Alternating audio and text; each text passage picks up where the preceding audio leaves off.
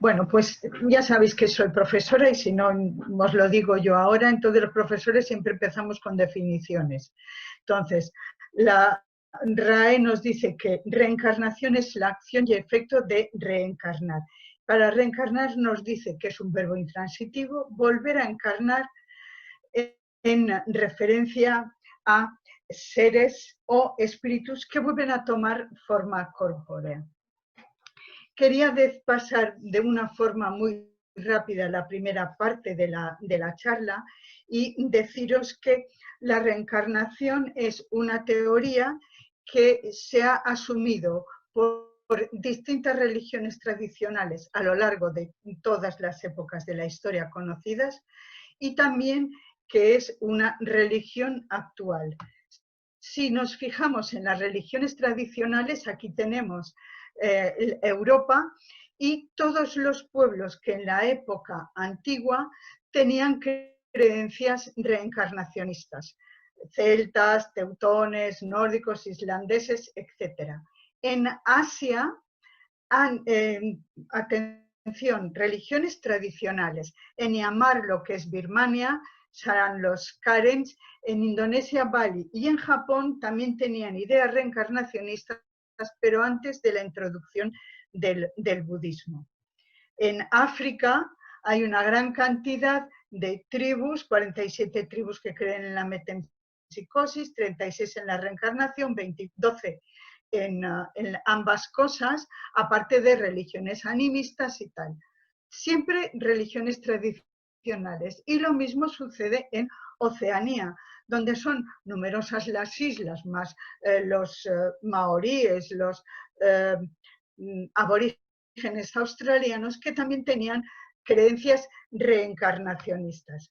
Y en América del Norte, todo lo que es la actual norte de Canadá y Alaska, también creían, los esquimales eran reencarnacionistas. Lo mismo que en las otras tribus, Creeks, Dakotas, Winopagos, etc. En América Central, los mayas y los caribeños, y en América del Sur, incas, chiricuas y patagones. Todos estos pueblos tenían en sus religiones tradicionales creencias reencarnacionistas. Por lo que se refiere a las religiones actuales, tenemos que el budismo, aproximadamente un 7% de la población mundial practica el budismo. El budismo tiene ahora mucha influencia, se ha extendido mucho en Estados Unidos, América y en muchos países desarrollados. El jainismo que se practica en la India son 4 millones de fieles aproximadamente, en el estado de Bengala y en Missouri, el hinduismo que se practica en toda la India, ismaelitas, drusos y sufís serían corrientes del Islam. Los gnósticos, una corriente del cristianismo, y los cabalistas del judaísmo. De los cabalistas no he encontrado datos. Por lo tanto, podremos deducir que hay hoy actualmente una gran cantidad de millones de personas en todo el planeta Tierra siguen creyendo en la reencarnación. Pero nosotros vivimos en la cultura occidental. Nuestras fuentes están en la antigüedad clásica griega y en la Grecia clásica. Las ideas reencarnacionistas proceden de los misterios órficos, pasaron a los elíseos y por último los píndaros. En general, ellos pensaban que una vida era una recompensa o en un castigo y que esta nueva vida ocurría 8 años después de la defunción. Todos estos filósofos, Empédocles, Pitágoras,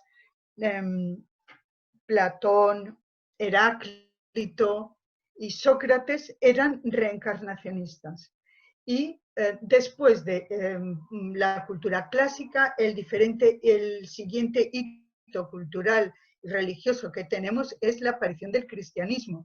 En sus orígenes, el cristianismo tenía ideas de preexistencia y de reencarnación.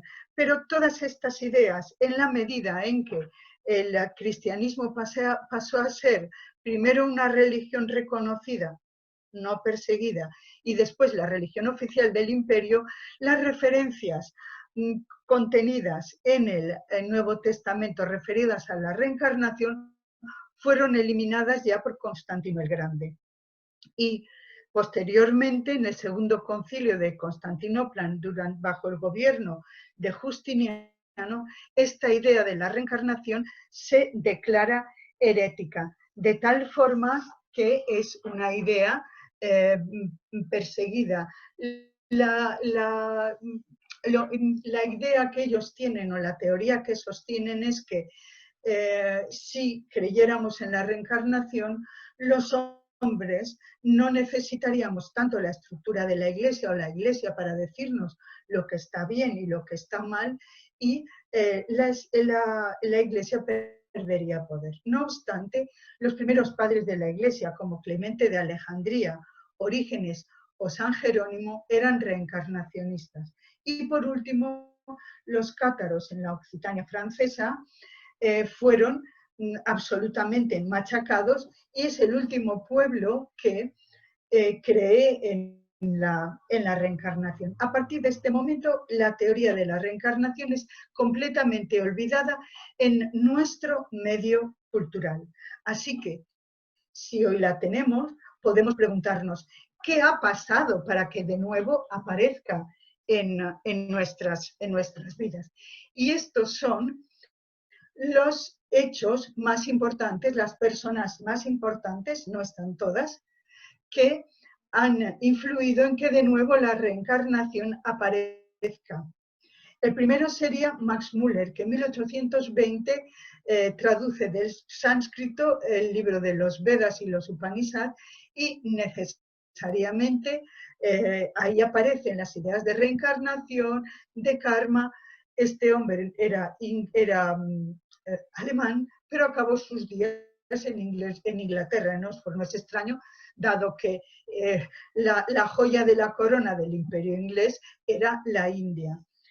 Su actividad tuvo una gran repercusión en todos los filósofos y todos los pensadores del momento. Schopenhauer lo seguía y era también reencarnacionista. Después de esto, la siguiente idea aparece la publicación del libro de los espíritus de Allan Kardec. Deciros que es el libro de los espíritus de Allan Kardec, que forma parte de uno de los libros básicos del espiritismo, para nada desdice y para nada es un libro fiel a todas las ideas y las manifestaciones y las comprobaciones de tipo médico que se han hecho con posterioridad. Después de Allan Kardec viene la aparición de la teosofía, la encabezada por Madame Blavatsky, que también creía que los maestros, los iniciados en la teosofía, estos seres elegidos con una mente superior y en un estado elevado de conciencia, vivían en el Himalaya y ellos recibían la inspiración divina y eran también reencarnacionistas. De 1898 a 1911, Albert de Rochas en París, en su clínica, observa que pacientes colocados en trance eran capaces de retroceder, regresar a los primeros momentos de su infancia, incluso al nacimiento. Los trabajos de Albert de Rochas causaron un gran revuelo en su momento, y los teósofos, en concreto el coronel Olcott, se traslada a París para asistir a trabajos de Albert de Rochas con el propósito de que éste se hiciera teósofo, se practicara la teosofía, pero Albert de Rochas lo único que le interesa es seguir haciendo su trabajo en su clínica. Además, observó periodos entre vidas de décadas de años, decenas de años, y no de miles de años como pensaban los teósofos, así que lo abandonaron por completo. La siguiente persona que marca también un hito será Edgar Cayce, que a partir de 1901 hasta 1945, cuando fallece, se dedica a hacer en estado de trance hipnótico profundo lecturas médicas. Y en estas lecturas médicas aparecen continuas referencias tanto a la reencarnación como al karma. A lo largo de su vida hizo 14.305. El siguiente hecho es la aparición por primera vez de un libro que refleja un recuerdo espontáneo de vidas pasadas. Es de Joan Grant y estamos en 1937. En 1966, Jan Stevenson publica en una revista especializada sus 20 casos que hacen pensar en la reencarnación. Este es un libro de campo, absolutamente científico, aséptico, la referencia de todos los que hablan de reencarnación. Y por último, en 1988, Brian Weiss publica su libro Muchas vidas, muchos maestros, en el cual se basan hoy casi todas las las terapias regresivas. Podríamos decir lo siguiente, o se podría plantear una pregunta. Si en un lago que hasta ahora todo el mundo ha dicho que no hay peces, la ciencia demuestra que hay peces, no nos podremos negar a la evidencia de que los peces existen. Y hoy estamos en este terreno. Una curiosidad, si queréis, un poco intelectual, sería si cogiéramos todas estas teorías de todas las religiones tradicionales y tanto de las modernas y hiciéramos una visión muy esquemática de las cosas, podríamos ver una serie de semejanzas y de coincidencias. Vamos a verlas. Las semejanzas o las coincidencias generalizadas. Retornar después de la muerte, un reparto por toda la geografía terrestre y en todos los tiempos que hasta ahora conocemos. La siguiente coincidencia muy generalizada en muchos pueblos es que retornamos en el seno de la misma familia. Esto, por ejemplo, para los balineses es muy importante, de tal forma que la mayor parte de las parejas balinesas se casan estando ella embarazada, porque es la forma de asegurarse de que los antepasados, tanto por parte de la femenina como por parte masculina, tendrán la posibilidad de renacer para continuar estudiando. Vamos a ver ahora las diferencias. Siempre voy a coger polaridades, extremos, uno positivo, otro negativo, pero hay muchísimas gradaciones, ¿vale? No es todo blanco o negro, hay una extensa gama de grises. Y aquí nos sucede lo mismo. En cuanto a las ideas, algunos piensan que es una causa de una ley natural. Nacemos, crecemos, nos reproducimos y morimos y volvemos a hacer así. Otros lo ven como una recompensa, como un castigo. No, la vida es una recompensa si yo he vivido muy bien, o la vida es un castigo si yo he llevado una mala vida, o un desarrollo del alma, que sería nuestro caso.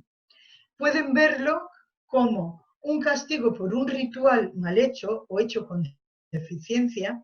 Por ejemplo, a los hindús que queman los cadáveres, a las mujeres se nos tiene prohibido presenciar una cremación porque nos solemos emocionar, no guardamos una serenidad y un equilibrio y podíamos perjudicar al alma que parte.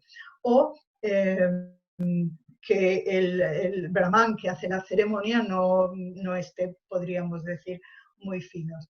Luego también hay imperativos religiosos. Es la propia religión la que te obliga a reencarnar. También puede verse el otro extremo, la otra polaridad, como una cuestión de fatalismo. Obligatoriamente tú has entrado en la rueda de las reencarnaciones y hasta que esa rueda no se complete, luego veremos por qué, tú no te puedes salir de ese samsara, esta rueda de las reencarnaciones.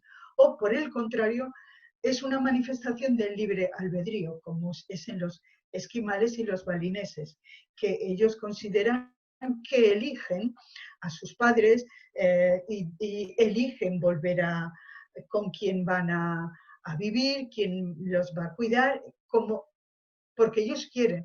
En las primeras guerras de los esquimales con los conquistadores o los colonizadores europeos, eran unos guerreros durísimos, y porque no le tenían miedo a la muerte, incluso decían, qué bien, mi próxima vida voy a renacer como un hombre blanco, porque para ellos la muerte no tenía ningún sentido.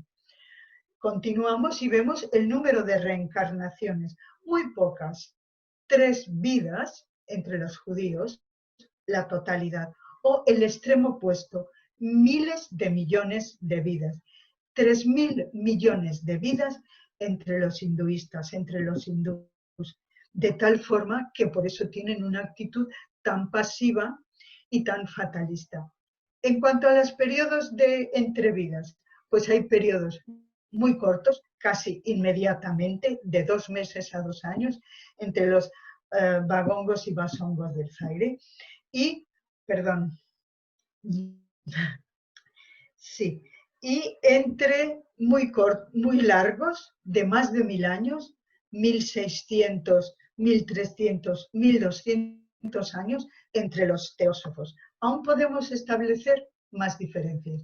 Tipo de evolución, siempre humana, palingénesis, como es nuestra teoría, nuestra concepción, o metempsicosis, que es en caso de los hinduistas, y que podemos regresar como animales en función del carácter que tenemos o a causa de un rito mal hecho. También podemos establecer diferencias en cuanto al lugar donde las almas van entre vidas. Así, los drusos, que ellos consideran que son una población estable en todo el mundo, siempre hay el mismo número de almas drusas, ellos están entre el periodo entre vidas en algún lugar en el cielo de China. Mientras que para bagongos y basongos, ellos consideran que están en el centro de la Tierra. Para muchos estaríamos en el aire o en el espacio, ¿vale? Vamos a ver. Ahora ya, una vez pasado rápidamente la cuestión esta, vamos ya a meternos para mí ya en más profundidades, que es nuestras ideas sobre la reencarnación, que es lo que nosotros consideramos. Entonces, Allan Kardec, en el libro de los médiums, en el capítulo 32, es el último capítulo, es un vocabulario espírita, nos habla de la vuelta del espíritu a la vida corporal, pluralidad de existencias. En el libro de los espíritus, capítulos 2, hace una referencia, pero sobre todo es en el capítulo 4 y en el capítulo 5, pluralidad de existencias y consideraciones sobre la pluralidad de existencias, donde nos habla más en concreto de la reencarnación. Y por último, en la Génesis, en el capítulo 11, en el ítem 32, la definición que nos da ahí es esta: consecuencia fatal de la ley del progreso. También León Denis nos dice que el espíritu duerme en el mineral, sueña en el vegetal, se agita en el animal y se despierta en el hombre.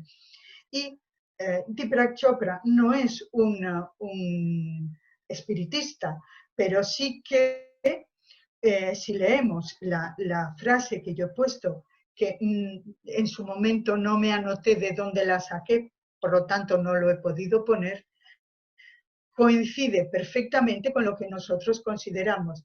El karma, cuando se entiende apropiadamente, es simplemente la mecánica a través de la cual se manifiesta nuestra conciencia. Para nosotros, los espiritistas, la reencarnación es una consecuencia fatal de la ley del progreso. Dios nos la impone con el objeto de hacernos llegar a la perfección. Para algunos de nosotros esto será una expiación. para otros será una misión, pero todos, absolutamente todos, hemos sido creados de la misma forma, sencillos, ignorantes. Y desde ese estado de cosas y en función de nuestras respuestas ante las vicisitudes de nuestra vida corporal, vamos progresando, jamás retrocediendo. Pero sí podemos estancarnos en función de las respuestas de nuestro libre albedrío ante las situaciones de la vida. Y podremos reencarnar en planetas, familias, pueblos completamente distintos, puesto que ese es nuestro objetivo, llegar a la perfección. Allan Kardec, en el libro de los espíritus, en el ítem 132, le pregunta a los espíritus, ¿cuál es el objeto de la encarnación de los espíritus? Y para mí tiene una respuesta doble. Dios se la impone con el objeto de hacerles llegar a la perfección. Para unos será una expiación, para otros una misión. Pero para llegar a la perfección deben sufrir todas las vicisitudes de la existencia corporal. En esto consiste la expiación. Hasta aquí es una parte individual que nos afecta a cada uno de nosotros. Y a partir de aquí yo entiendo que ya afecta, tiene una visión un poco más, los espíritus le dan una respuesta un poco más global. La encarnación también tiene otro objeto, es el de poner al espíritu en disposición de cumplir su tarea en la obra de la creación, para cuya realización toma en cada mundo un cuerpo en armonía con la materia esencial de aquel y ejecutar bajo este aspecto las órdenes de Dios, de manera que, concurriendo a la obra general, el espíritu progresa también. Y además vuelve a repetir la misma pregunta en el ítem 167. La respuesta de los espíritus es la misma. ¿Cuál es el objeto de la encarnación? La expiación y el mejoramiento progresivo de la humanidad. ¿Dónde estaría si no esta justicia? ¿Vale? Y ahora, ¿qué es lo que somos nosotros en realidad? ¿Qué somos realmente? Somos espíritus encarnados, cuya habitación es el cuerpo, y nos unimos a él a través del periespíritu. Como tales, como espíritus encarnados que somos, nuestro verdadero hogar está en el mundo espiritual. Y allí, desde allí, se nos tiene que, se nos organiza, piensa una vida lo más adecuada posible para nuestro desarrollo como espíritus, que es lo que somos. Es que nunca dejamos de ser eso. Entonces, desde esta situación de seres espirituales, se nos va a programar una vida con una serie de aprendizajes, con una serie de necesidades. Y esta vida, esta programación, esta planificación puede suceder de dos formas. De todas formas, como siempre, con gradaciones. Una forma compulsiva, que es aquella en la que nuestra madurez espiritual es tan baja, tan pobre, tan nula, que no se nos puede tener en cuenta para nada, absolutamente para nada. Yo esto lo comparo cuando un niño va a guardería. No le preguntan lo que tiene que hacer o lo que no tiene que hacer. Va a guardería y ya le irán enseñando palotes o le irán enseñando que tiene que estar sentado en la sillita o unas mínimas normas. Y no le preguntan nada, no está él en condiciones de decir si tiene que ir a la guardería o no tiene que ir a la guardería.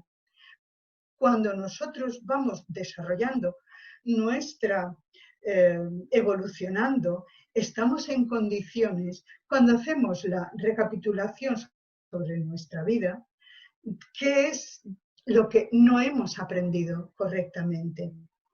¿Qué cosas hemos acertado? ¿En qué cosas nos hemos equivocado y tenemos que repetir? Esto es lo que yo llamo una reencarnación no compulsiva.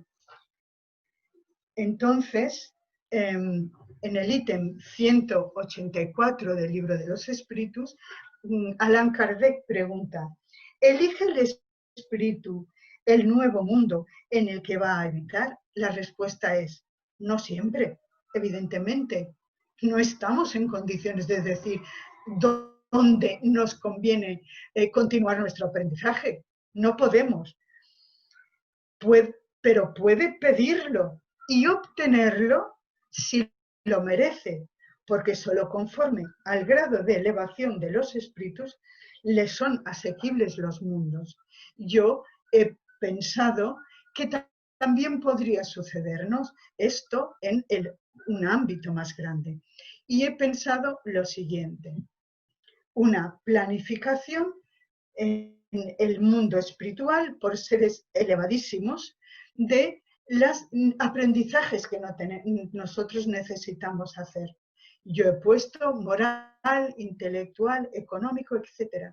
Pero si reduzco el intelectual, me acabo hablando de moral. Si reduzco el económico, acabo hablando de moral. Siempre entiendo que los aprendizajes que nosotros necesitamos hacer o necesitamos adquirir tienen que ver con la moralidad y que en eso consiste nuestra evolución. Para eso necesitaremos un cuerpo físico, un lugar, todo el universo. Necesitaremos un entorno familiar en el cual crecer y permanecer en él hasta una determinada época de nuestra vida, un entorno social cuando ya salimos un poco de la familia y un momento histórico. Entiendo que todas estas cosas, a grosso modo, son necesarias. Ahora vamos a ver una a una las cosas que yo he considerado. Primero, el cuerpo. El cuerpo, no el más bello, no el más perfecto según las leyes de la genética o según la medicina o según la estética. Sí, el mejor, el más perfecto para aquello que yo he venido a aprender aquí, he venido a hacer. Si yo fuera un director de una fábrica, de una cadena de montaje, yo tendría a unas personas apretando tornillos, por ejemplo, de un coche, y a otras personas las tendría haciendo la tapicería. El que tenga que aprender a poner tornillos tendrá que tener la herramienta, el instrumento necesario para poner los tornillos, y el que tenga que poner la tapicería le sucederá lo mismo. Los dos estarán haciendo lo mismo, el trabajo para el cual han sido contratados. Lo mismo nos sucede a nosotros. Nosotros tenemos un cuerpo perfecto, perfecto, el mejor instrumento que nos han podido dar para hacer lo que tenemos que hacer. Y ahí podemos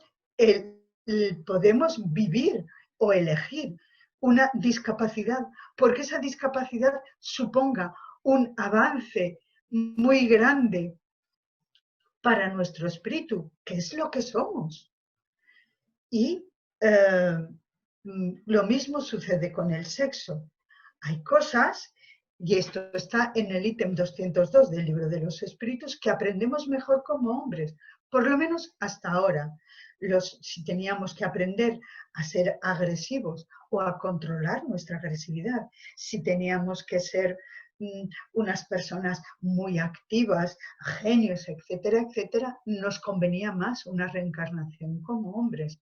Pero si lo que teníamos que aprender es los cuidados, la delicadeza, la paciencia, hasta ahora era mejor una encarnación como mujer.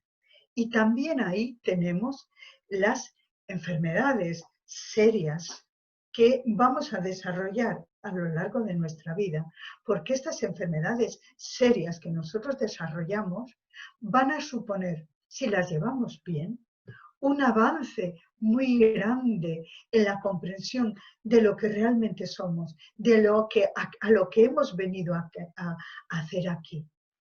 Y puede ser una bendición para nosotros. Y también hemos de incluir aquí el proceso de envejecimiento. Un proceso de envejecimiento cada vez ahora más largo, las personas duramos más. Están apareciendo muchos casos de Alzheimer y enfermedades degenerativas, que cuando teníamos una esperanza de vida de 35 años a mediados del siglo XIX, esto no aparecía.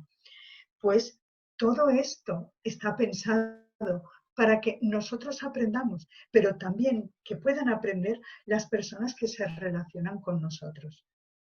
Porque aquí he puesto una imagen de un buzo. Un buzo lleva, primero tendría el cuerpo físico, el buzo, con su inteligencia, su razonamiento, los ojos, etcétera, etcétera. El traje de buzo y el oxígeno. Al buzo no se le ocurriría para nada maltratar su traje, cuidarlo, tenerlo sin condiciones, agujerearlo, porque que su traje de buzo esté perfecto es lo que a él le va a permitir el trabajo, hacer el trabajo, lo que tenga que ser, en un medio físico distinto a la superficie de la Tierra. Lo mismo nos sucede a nosotros, pero sin embargo no lo respetamos y no lo cuidamos con el valor que tiene el mejor instrumento que la espiritualidad ha puesto a nuestro alcance para ayudarnos a progresar. Vale.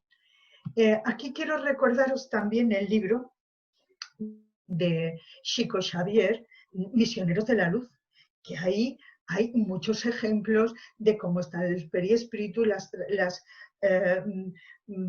vicisitudes que tiene que hacer una persona para reencarnar y todas estas cosas que lo van preparando. Allan Kardec nos da la teoría, pero también Chico Xavier, a través de la mediunidad y los libros de André Louis, nos explican, nos vienen a completar muchas cosas que en su momento Allan Kardec no dijo, pero sí que hay una completa sintonía y una completa armonía. Simplemente hay que buscarla. La siguiente cosa sería el lugar. El lugar el más adecuado de toda la galaxia, no se van a andar con chiquitas. En el libro de los espíritus, en la página 123, hay un comentario al pie de página en la cual dice que Marte está menos desarrollado que la Tierra menos desarrollado que Venus, Venus menos que Saturno y Saturno menos que Júpiter, por no hablar del Sol, donde están los seres más elevados. También en la revista Espírita de 1858 hay muchos artículos hablando de Júpiter. Por lo tanto, ahí hay solo con nuestro sistema solar, y hay más de 500.000 de sistemas solares como el nuestro, ya hay mucha tela para donde elegir. Vamos a suponer que nos corresponde la Tierra, perfecto.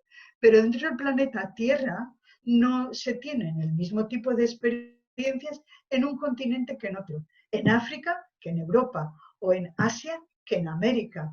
Y suponiendo Europa, no se tiene el mismo tipo de experiencias en España, Grecia, Portugal, Italia, que en los países del norte de Europa. Incluso dentro de España no se tienen el mismo tipo de experiencias en una región industrial, como pueda ser Madrid y sus alrededores, Barcelona y sus alrededores, o el País Vasco, que en una zona de las despobladas o en una zona agraria. Ahí nos van a elegir siempre lo mejor. Es que no tiene sentido que una planificación tan costosa no tenga en cuenta todas estas cosas. Lo mismo sucede con el entorno familiar. Busco a mis padres o pacto con mis padres a ver si me aceptan como hijo.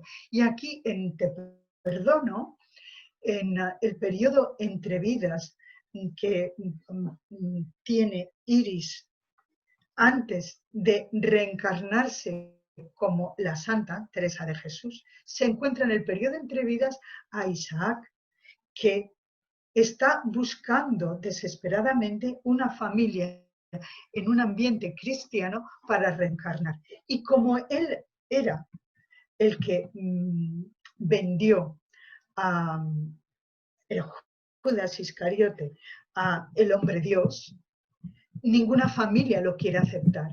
Y ella procura que los mismos padres que la han aceptado a ella también lo acepte a él, porque los dos defraudaron, vendieron al hombre Dios. Entonces, elijo a mis padres, pero los elijo por el comportamiento que yo necesito que tengan conmigo, porque ellos son los que me van a educar y por lo tanto puede que yo elija unos padres que tengan un comportamiento muy rígido conmigo porque yo antes he sido así, o porque yo tengo que rechazar el sistema tan rígido que me han puesto para cambiarlo por otro que yo esté en condiciones de tener.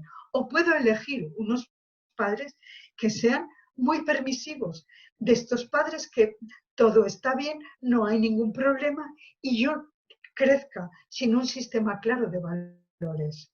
Y entonces tenga que buscarlo. Puede elegir padres que abusen físicamente, sexualmente o económicamente de mí, porque yo necesito ese tipo de experiencias y en mi vida, estas experiencias no son gratuitas, van a venir a ayudarme y a enriquecerme. Puedo, además, tengo que tener en cuenta también que habrán unos hermanos y hasta ahora las familias eran unas familias un poco más anchas que las actuales. Siempre había un tío o una tía soltera, unos abuelos que vivían con nosotros, también tendremos que incluirlos a ellos. Ampliamos el entorno. Ahora ya un entorno social.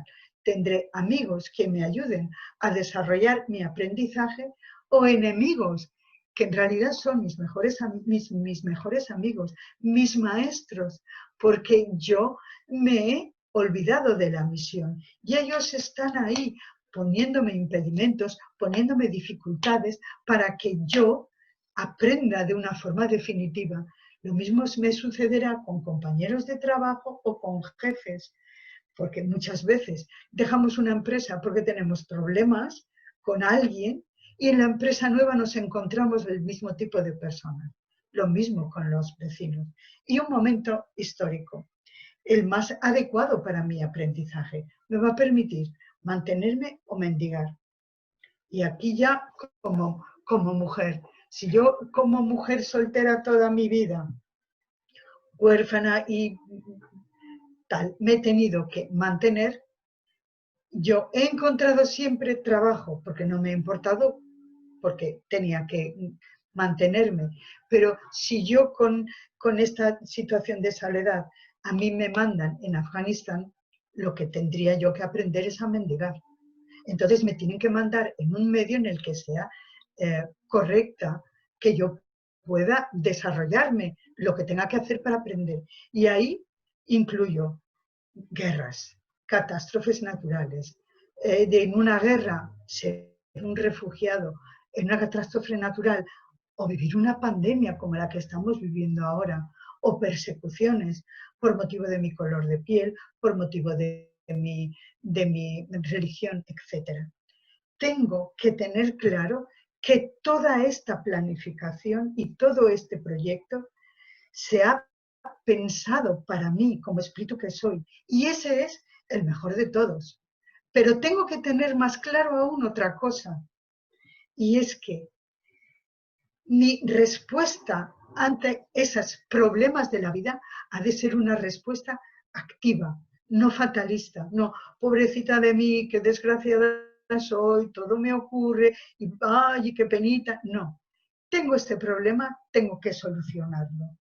Porque todas estas situaciones es mi respuesta ante todas ellas, la que me va a permitir subir de peldaño o continuar en el mismo que he estado, porque yo no he hecho ningún caso a todas las oportunidades en forma de personas o situaciones que se me han dado. Y esto nosotros lo llamamos libre albedrío. Y con esto, muy rápido es todo. Muchas gracias.